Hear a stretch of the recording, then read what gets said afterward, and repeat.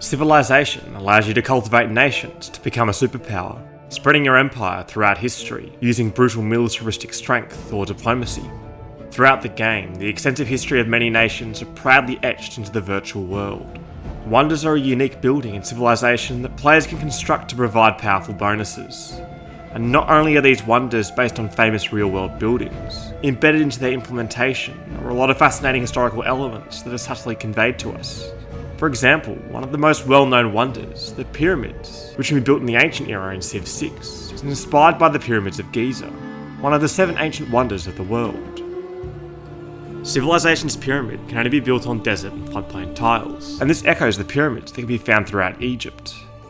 Imam Godnheim, Timothy Ralph, Muhammad Fathi, among others, studied the location of the pyramids to the location of the Nile. Most pyramids are connected to a body of water, which serves as a landing point for all of its visitors, but perhaps more importantly, a body of water makes it a lot easier to transport building materials. And this would explain why in Civilization they can be built on floodplain tiles. But these researchers were drawn to one particular pyramid, known as the Bent Pyramid, as unlike the other pyramids, it was located far into the desert, well away from any body of water. So seemingly while the Egyptians built most of their pyramids surrounding floodplains, they could also build them directly in the desert, which Firaxis dutifully echoed in the game. This was until a revelation earlier this year in May. Using topographic imagery, this group discovered a distinct waterway that would have flowed right past the Bent Pyramid, and many other great works that are now marooned on the desert. Civilization's developers, Firaxis, didn't know this at the time, so it'll be interesting to see if they will change the pyramid build conditions to be exclusively on floodplains to be more true to history, as they need to maintain a balance between having historical accuracy to keeping the game fun. Pyramids not being marooned in the desert, connected by a floodplain or a channel, would have certainly made it much easier for the Egyptian workers. And this brings us to another bonus that the pyramids provide. When constructed in Civilization, the player is granted one extra worker, with each worker having an extra charge to construct the empire. And if you're like me, you'd immediately think about the many slaves that were tasked to painstakingly build the pyramids. Ancient Greek historian Herodotus wrote in his works the histories over 2,000 years ago that the Egyptians were compelled to work, working in gangs of 100,000 men, each gang for 3 months, with the pyramids being 20 years in the making. Herodotus' writing did leave the freedom that the pyramid workers have quite vague, with many believing that these workers were forced and enslaved to build these pyramids. But as time went on, more discoveries, from some such as archaeologist Zahi Hawass, rose the idea that the pyramids were not actually built by slaves, but by paid labourers. Within the Giza pyramid complex are not just awe-inspiring pyramids, but other remains to spread light onto the life of those behind the construction of the pyramids. And one that holds many of these key clues are cemeteries. All the skeletons in this cemetery had a stress on their back, because they were involved in pushing and moving stones. And we found many interesting things also. One of the workmen had a cancer in his skull, and they did a brain surgery for him. And he lived for 2 years after the surgery. And this can be a good proof to the public that the builder of the pyramids were not slaves. Fellow archaeologist Dr. Mark Lenner also examined the diet of the workers. The people here were eating extraordinarily well. Prime beef. And of course, beef is the most expensive, and most prestigious of all the meat consumed. The evidence we have of their diet indicates they ate very well. So it tends to argue against the idea that these were slaves building the pyramids. A director of the Egyptian Museum in Berlin, Dietrich Wildung, said that while these workers were not slaves, they still lived a hard life. They suffered from bad health due to how hard they were working, with many skeletons even having signs of arthritis. This hard work, not by force, but by admiration to the pharaoh, is depicted in the extra charges the pyramids grant in Civilization. As for the extra worker, this could be reasoned due to the large temporary workforce that were mobilised to construct the pyramids. Herodotus claimed that 100,000 people built the pyramids, but Hawass and Lenner believe it to be a smaller number. In an interview with Nova, Hawass estimated there were around 36,000 permanent and temporary workmen building the pyramids. During the late summer and early autumn months, the Nile became flooded, flowing into the fields. And at this time, the farmers and local villagers would travel to Giza to begin working on the pyramids, not entirely being enslaved, but coerced to work hard, potentially for their own future in the afterlife. And the pyramids were built slightly different to what they look like today, and more like how they are depicted in Civilization. In Civilization, these pyramids seem to be covered in marble, with their capstones covered in gold. Known as the Pyramidion, this capstone culminated the might and status of the pharaohs. Many pyramids still display skeletons of their outer casing, having limestone brick, which would result in a similar appearance that we see in Civilization. But most of this precious limestone became stolen or damaged along with the Pyramidion. Pyramidions can still be found today, but they seem to have been made only using limestone and not gold. When pyramids were no longer being built, pharaohs continued to create pyramidions. And these capstones adorned other elements, being made from electrum, which is an alloy of gold and silver. This may have fueled the thought that the capstones on the pyramids are made of gold, but unfortunately there's no other evidence to really support this. And all of what we've went through has been compressed and represented in a single tile of a game. It's amazing how much research goes into this. And it's not the only wonder in Civilization that holds so much interesting information. In this video, we'll be going through a selection of wonders in Civilization 6, and discovering the real history hidden behind their effects and assets. And just as a disclosure, I'm not a historian, I'm just an avid Googler, so I'll definitely get stuff wrong. I'd encourage you to please read the comments, and leave some with corrections or any extra information. Another ancient wonder made from giant stones is one still shrouded in mystery.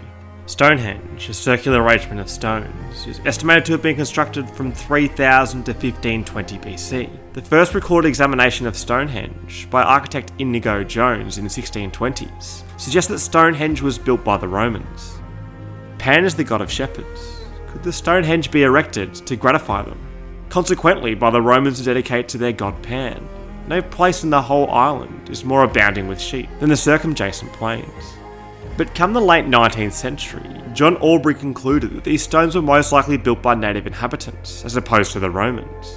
And along with William Stukeley in 1740, they believed that Druids were responsible for its construction. It is not to be thought that the Druids, men who employed themselves in these noble studies, which Caesar gives us an account of, and who were at the pains of bringing these vast stones together from such a considerable distance of 16 miles. The Druids were religious leaders, high-ranking priests of the Celts. They themselves left no written records, with glimpses of them only being described by the Romans. And this could be the meaning behind the wonder's effect, acting as a holy site, granting a great profit, and generating faith. And this isn't entirely untrue, as the accounts by Aubrey and Stukeley have led to Druid festivals and rituals occurring on Stonehenge all the way up until modern times. Julius Caesar wrote in the Gallic Wars that the Druids discussed and impart to the youth many things respecting the stars and their motion, respecting to the extent of the world and of our earth, respecting the nature of things, respecting the power and the majesty of the immortal gods. The Druids' understanding could have extended from religion to astronomy. So it seems fitting that the technology astrology, the study of the night sky and influencing human nature, unlocks the Stonehenge. And this relates to astronomer Gerald Hawkins' theory, published in 1963. The Stonehenge was actually a computer constructed to predict lunar and solar eclipses. All of the important positions at Stonehenge, stones and archways, lined up in pairs to point to the most important rising and setting positions of the sun and of the moon. But the calendar and Druid theories are just that, theories. Many skeptical architects thought that the Stonehenge being a calendar was just numbers crudely being aligned together, while architects believed that the Stonehenge actually outdates the existence of the Druids by thousands of years, so that they couldn't have built this wonder. Architect Jacquetta Hawke famously wrote in her review of World Archaeology, God and the Machine, that every age has the Stonehenge it deserves, or desires.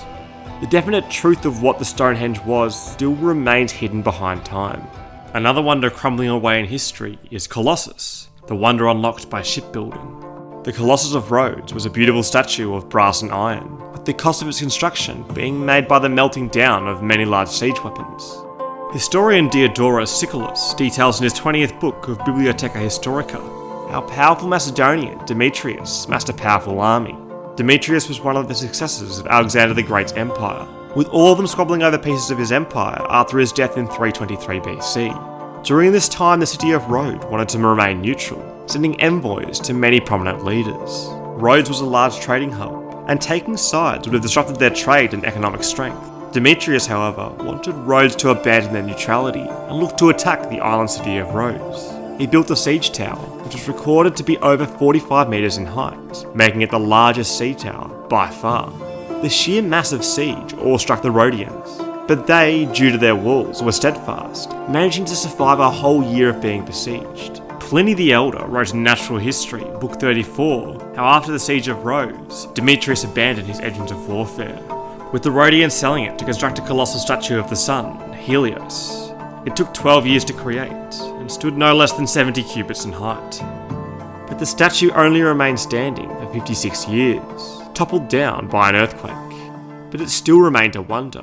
Few men can clasp the thumb in their arms, and its fingers are larger than most statues. And within 1,000 years, the remains of the Colossus was taken away, melted down back to its roots, forming bronze weaponry, with the location of the Colossus becoming unknown.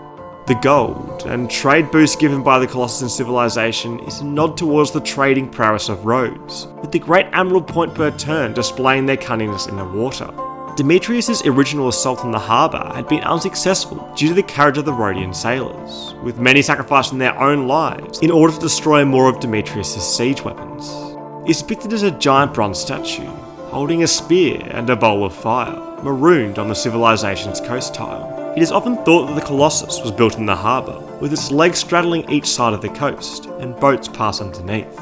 But neither of these could be the case, as only later interpretations, like Shakespeare and even Game of Thrones, have influenced this. Civilization has a great representation of the Colossus, with its requirements to be built adjacent to the harbour perhaps being the most theory-reaching.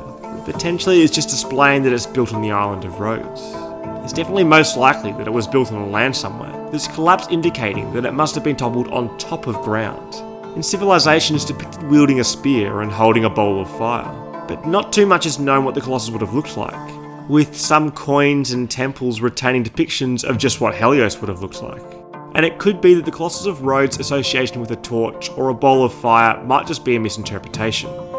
A Rhodian poem describes the Colossus. To thy very self, O sun, did the people of Dorian Road raise high to the heavens this Colossus. Then, when having laid to rest the brazen wave of war, they crowned their country with the spoil of their foes. Not only over the seas, but also on land, did they kindle the lovely torch of freedom and independence. Some people took this literally, meaning that the Colossus was in fact holding a torch of freedom, but it could just be figuratively. Maybe it would have been different if the Colossus was rebuilt, but due to the Oracle of Delphi, the Rhodians didn't rebuild it. And this actually links us to another wonder in civilization, the Oracle. The Oracle is a bit different from many other wonders. It's actually named after the high priestess of the Temple of Apollo, from the sacred Greek precinct Delphi. She was known as the Oracle of Delphi, one that can communicate with the god Apollo and deliver prophecies, interpreting the voice of the gods emerging from the chasm below. Civilization depicts the Oracle quite different to any structure that appears throughout Greece, and that could be the reason behind their name variants. If it was an accurate portrayal of the Oracle of Delphi, the wonder would have looked like the Temple of Apollo, which is where the Oracle resided. But the Oracle in civilization seems vastly different, looking to also contain a circular temple, which could be like the nearby Tholos of Delphi. The purpose of the Tholos isn't really clear to us today, and it was thought to be dedicated to a god, or maybe used as a treasury. And like a part ruin 5962 suggests, Firaxis could have designed the Oracle to be an amalgamation of all the structures in Delphi, representing all of Delphi, and not just the Oracle. The Oracle themselves was definitely associated with the Temple of Apollo, higher up on the slopes of Mount Parnassus. Civilization themselves represents the Oracle through the faith bonus that it provides. And what's even more interesting is the bonus that reduced the cost of great people, and the increase in the generation of great person points. The Oracle became highly esteemed through the ancient world due to their prophetic power, with many famous individuals seeking advice from the Oracle. Herodotus wrote in Historians of the Lydian king Colossus, who had asked the Oracle to advise on whether to send an army against the Persians, or whether he is to add an army of allies. And in this case, the oracles advised him to discover the mightiest of the Greeks and make them his friends. Historian Plutarch even mentions in his biography, The Life of Alexander, that Alexander the Great even sounded the advice of the oracles. However, after his vision, as we are told, Philip sent Charon of Megiopolis to Delphi, by whom an oracle was brought to him from Apollo, who bade him sacrifice to Ammon and hold that god in greatest reverence. There was something very prophetic about the oracles, hearing God's voices from the chasm. Archaeologist John Hale and geologist Jelle de Boer spent decades unearthing the true power behind the oracle's visions, looking into theories from ancient literature. Our historian Plutarch, who mentions in the obsolescence of the oracles that vapours are wafted forth from the earth, being prophet-inspiring. This had been long ridiculed by the 1990s, when Boer and Hale began working together to re-examine the fault lines of the oracle. The site was first excavated in 1984. They expected to find a big cleft in the rock, they expected to find intoxicating vapors pouring out of it, and they expected to find this spring or fountain inside the temple. They were very disappointed in what they found. It was just a dirt floor. But de Boer managed to find a long hidden fault line that would bring more strength to Plutarch's theory while examining the widening of the road. They had excavated part of the road and they had exposed a beautiful fault plane. And I thought to myself, hey, this is sort of interesting because I see evidence for a fault to the west of Delphi and I see evidence for a fault to the east of Delphi. Logically, they should be one and the same fault. All I have to do is sort of trace one east and the other one west and hope that they can connect. And I did that. And at the oracle site, it was discovered that there was yet another fault line running north and south, with the two intersecting. And upon examining the rock at the temple, it was proposed that the release of ethylene at the temple caused trances and hallucinations. Maybe if Firaxis introduced fault lines or earthquakes into Civilization 7, there would be more conditions needed to build the oracle, displaying its ever more engrossing history. It does seem quite strange that the Greeks would build such a prominent shelter in such a hot spot of seismic activity. Professor of Geoscience Communication Ian Stewart at the University of Plymouth believes that the Greeks intentionally chose this spot, hypothesising that the areas around fault lines were given special cultural status by the Greeks, and becoming celebrated temples and great cities. The ancient Greeks placed great value on hot springs unlocked by earthquakes, but perhaps the building of temples and cities close to these sites was more systematic than has been previously been thought. For example, one of the major centres of Greek civilization at around 1350 BC, Mycenae, is also built on major fault lines. But while it could bring you closer to the gods, the underworld of Hades, these fault lines can bring massive destruction. Pakistan is a country riddled with fault lines, with many earthquakes happening throughout history. But located in the middle of all of these earthquakes is one of the world's earliest major cities, Mohenjo-Daro, which is home to another civilization wonder, the Great Bath. Mohenjo-Daro was a city of the Indus Valley civilization, and they were renowned for their use of a similar modern-day grid system for city planning, along with an elaborate sewage system, with many wells resulting in an advanced water supply. The pinnacle of this could very much be an enormous public bath, known as the Great Bath. In civilization, the Great Bath's effects are more so a reflection of its city, Mohenjo-Daro, as opposed to the Great Bath itself. The unlocking of the Great Bath through the technology pottery is another strength of the ancient Indus, who were well known for their baked brick architecture. The Great Bath can only be built on floodplains, which is accurate as Mohenjo-Daro was located on the floodplain of the Indus River. The Indus would utilise these floodplains for their own benefit, constructing dams and water systems to power floods for their own agricultural gain. Firaxis represented this in their bonus through treating the Great Bath like a dam, with tiles being immune to flood damage. And their intricate grid-like city, one of the earliest of its time, is represented by the housing boost that the Great Bath provides. But a more peculiar effect that the Great Bath gives is the +1 faith yield of a tile belonging to this city that every time is flooded. Gregory Posel looked into this further in the Indus Civilization, a contemporary perspective. There was not only a Great Bath at Mohenjo-Daro, but there were bathing facilities in most of the houses. With bathing occurring in each house, Posel believes that not only did this involve physical cleanliness, but also something of a more symbolic nature. The Great Bath itself was on a platform, raised up, with its elevation and distance being used to symbolically set it apart from the rest of Mohenjo-Daro. They believe that this means that it was most likely an important ritual space, one that was reserved for the elites of the city, or even the whole civilization. Supervisor of the city ruins, Mohammed Salashi, relates the baths to another prominent feature in the city, the temple. ये फेमी पुल है, इधर से नहा के ऊपर से कपड़े वगैरह पहन के साफ सुथरे होके फिर ऊपर चले जाते थे इबादत करने के लिए, उधर इबादत वगैरह उधर ही करते थे. And Firaxis also mentions this in the Civilopedia entry, stating that the Great Bath was the closest structure to a temple uncovered in the area. But sadly, the highly advanced great city of Mohenjo-Daro became deserted, with many believing a long-sustaining drought led to the abandonment of the city. I guess they didn't want to become a city of the desert. But not all civilizations stayed away from the harshness of the deserts.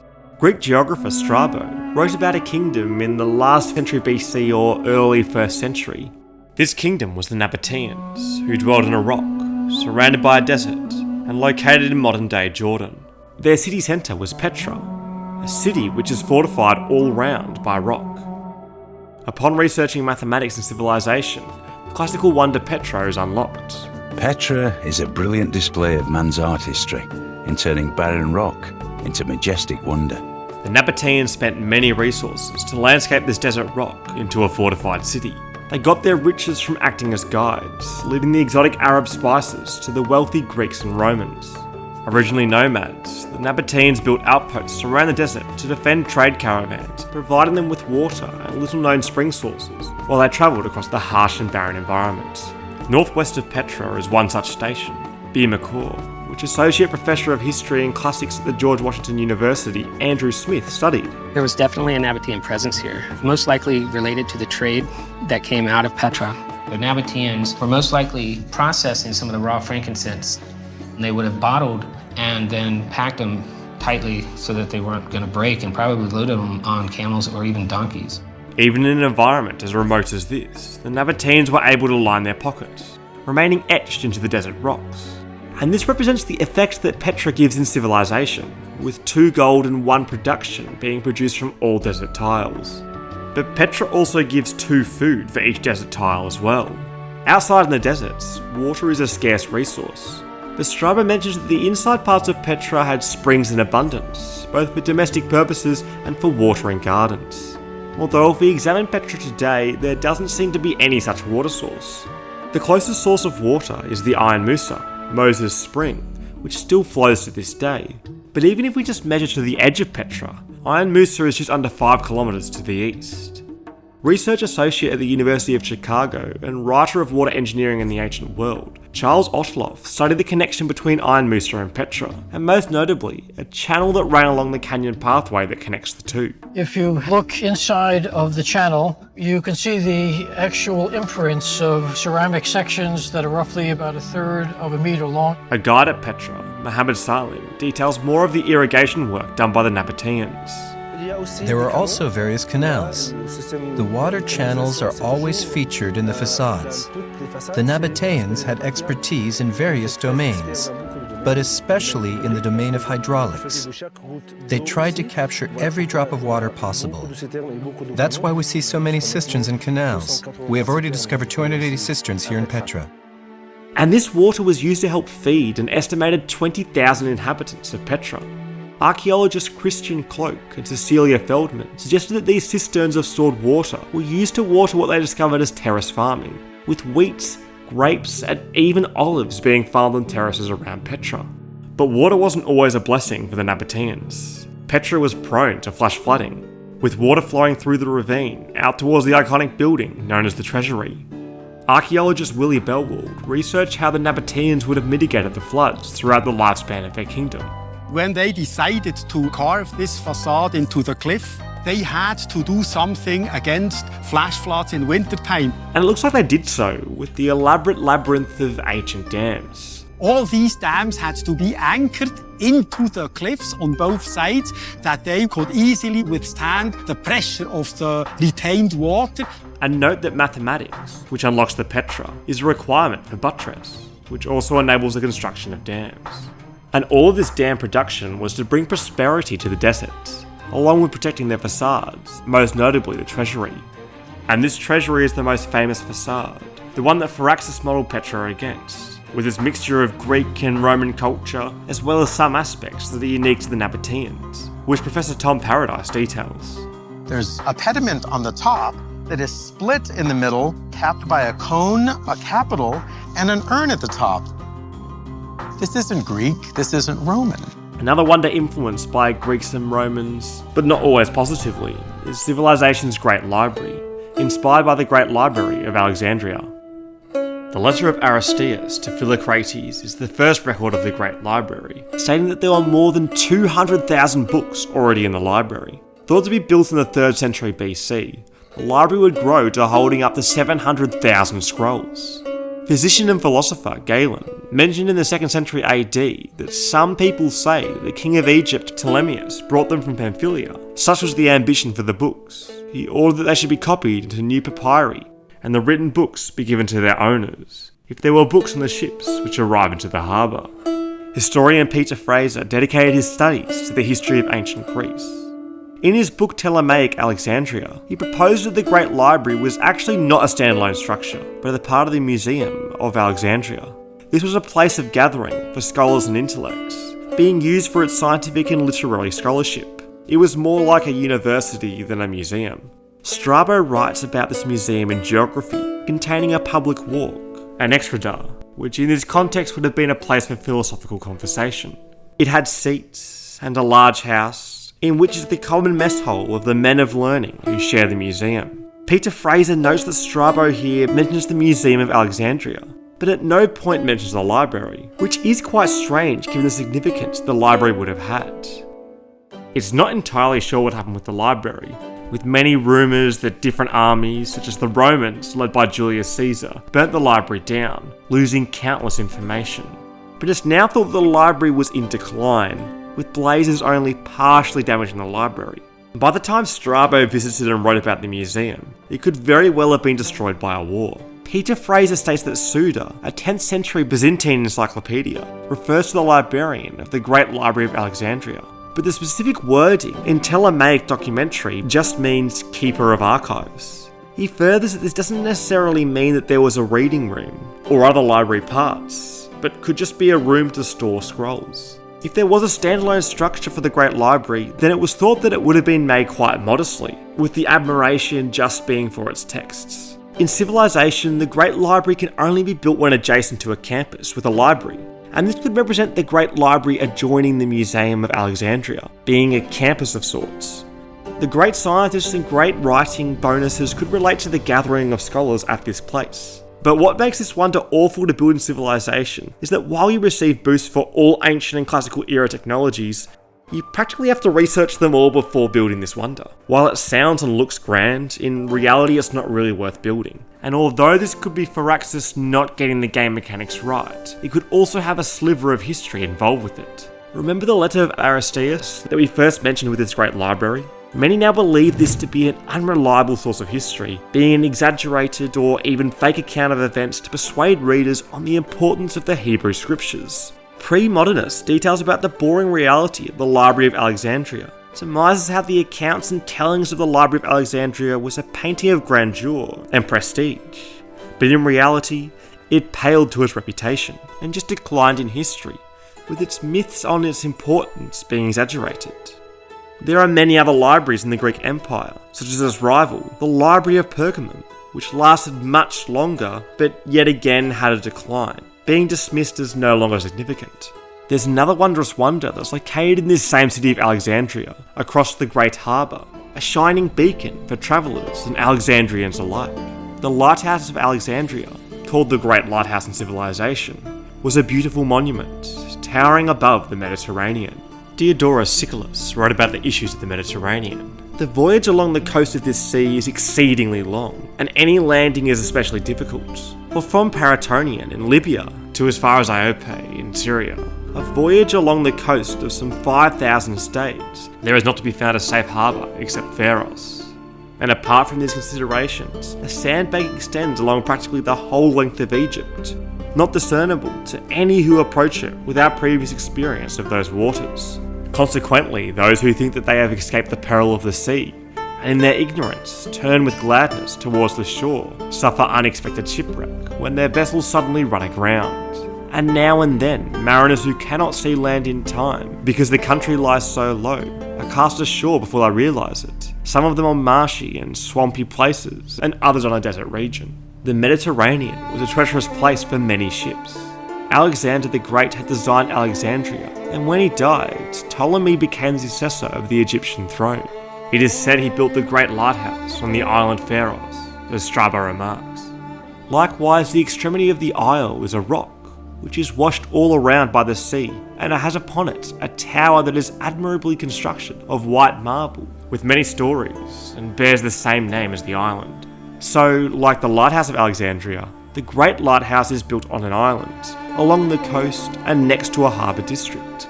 It allows an extra movement for all naval units, as the lighthouse would allow more confidence to the boats who are going into the harbour or out to sea.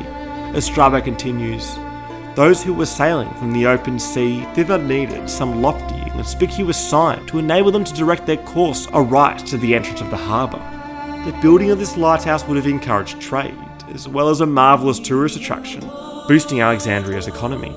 Julius Caesar himself marvelled at the towering lighthouse, even constructing a model lighthouse as a celebration for his conquest of Egypt. This economic boost is most likely represented by the 3 gold per turn that Firaxis had given the Great Lighthouse. While only few remains of the Great Lighthouse can be found submerged in Alexandria's harbour, there is still a lot of knowledge for how the Great Lighthouse would have looked like. Many ancient coins depict the lighthouse, bearing a very similar resemblance to how the Great Lighthouse is portrayed in Civilization. Now let's travel further south, up the Nile, till we come across a large rock outcrop, and a classical era wonder, Jebel Barkal. Down here in modern-day Sudan, in the region of Nubia, there's a civilization that would rival even the might of Egypt, the Kingdom of Kush.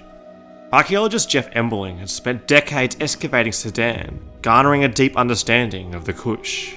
We know that from the very first moment that Kush appears in history, around 2000 BC, it was powerful. It was so powerful that the Egyptians at that time built a series of fortresses along the Nile to protect themselves against the military power of Kush. And centered around their kingdom was their capital city, Jebel Barkal, a menacing and formidable mountain. The Kush weren't the only civilization who took interest in this mountain. The Egyptians established Napata, a fortified city here, potentially while tussling with the Kush. But it's also thought, like Tim Kendall and Jeff Embling believe, that the Jebel Barkal has religious importance. Jebel Barkal is what the Egyptians called it, meaning the pure mountain, and this could be based on the image that the imposing mountain provides. And it focuses on that pinnacle of rock that you see at the left of the slide. So symbolically, let's just say that that rock represents a uraeus. That's a protective serpent that you would see on the crowns of Egyptian kings and queens that would spit poison and fire at the enemy of the ruler. The religious power of the rock led to the building of a temple to the god Amun, located at the base of the mountain. In Civilization, the depiction of Jebel Barkal contains this temple, along with a faith bonus. But another more peculiar bonus of the Jebel Barkal is its iron bonus, and this could perhaps be explained by another city of the Kush, Meroe. Festus Ogbuaja or Haigbulam writes towards an understanding of the African experience from historical and contemporary perspectives about many of the rulers of Kush. One of them, King Espelta, reorganised the kingdom by moving its capital further up the Nile to Meroe. Now consumed by the sands of the deserts, archaeologist Dr. Shadia Taha studied their use of iron, which was in abundance at the new capital. Because metal at that time was very precious, they traded it. Their trade included Egypt, through Egypt to the Mediterranean, went to India and China, and to the rest of Africa. And that is why they became wealthy. Caravans and the trade in iron, beads, and glass, and linen. Because they had the iron ore, they had the river Nile, they had water, and they had organization. Ironwork in Meroe is equivalent to Industrial Revolution in the West. Iron was crucial to the Kush, and Firaxis has yet again subtly shown this in their beautifully crafted wonder effects. And like the city around Jebel Barkal, the kingdom of Kush would slowly disappear, migrating further south by the warring Romans, fading away and becoming hidden by the ever-moving sands. One person in history did not want to fade away like the empires before, requesting the construction of a tomb for his death that would result in a structure so beautiful that it would become one of the 7 wonders of the ancient world. The Mausoleum at Halicarnassus was built to house the mighty Mausolus, ruler of the Persian Empire. Halicarnassus was located in modern Bodrum, Turkey, on the east coast of the Mediterranean, but unfortunately for Mausolus, his mausoleum didn't stand the test of time, and by the 15th century, the tomb was ravaged by earthquakes, with its rubble being used to strengthen the nearby Bodrum castle. But Mausoleum's legacy still remains, with Firaxis depicting this beautiful wonder in civilization. And like the coastal city of Halicarnassus, the Mausoleum wonder must be built adjacent to a harbour. And the coast was a beautiful place to display this magnificent mausoleum. Pliny the Elder wrote in Natural History, Book 36, that 4 artists worked on the mausoleum, each working on a different side. The east side was sculptured by Scopas, the north by Firaxis, and the south by Timotheus, and the west by Leochares. A 5th artist also took part in the work, for above the Pteron there is a pyramid erected, equal in height to the building below, and formed of 4 and 20 steps, which gradually taper upwards towards the summit. A platform crowned with the representation of a 4-horse chariot by Pythus. And this description is how we see it represented in civilization, although the sides seem to be lacking any statues that would have been sculpted by each of the artists. For over half a century, archaeologist Christian Jeppesen has examined the mausoleum. He managed to reconstruct a plan of the building side of the wonder, unwrapping its complexity and beauty. While there are many sculptors, there were also architects, Soterius and Pythias, who designed the shape of the tomb. William Letherby examined the site at the start of the 20th century, and noticed that the tomb's columns varied in shape, being smaller at the top of each column. It's not known exactly why this was done with columns in buildings, but it's thought that it could be an optical illusion to make buildings seem higher, or perhaps be stronger. And all of this ingenuity could be summarised by Firaxis with their Great Engineer bonus, being provided an additional charge. Civilization has so much history, and it's just amazing how much is hidden away and entering just our subconscious. I've only gone through a handful of wonders in Civ 6, and with Civ 7 nearing its release, I can't wait for what real history remains embedded in civilization.